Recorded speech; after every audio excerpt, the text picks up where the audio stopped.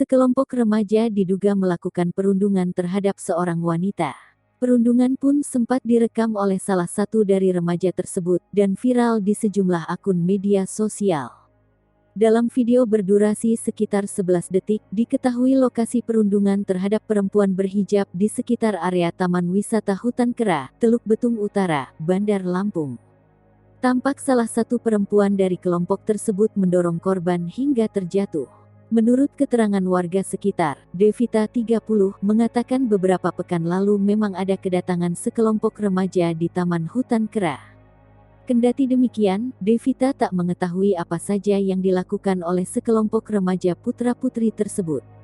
Dari keterangan warga lainnya, kemungkinan aksi perundungan tersebut dilakukan pada sore hari. Meski belum ada terduga korban yang melaporkan hal itu, kepolisian setempat langsung melakukan penyelidikan.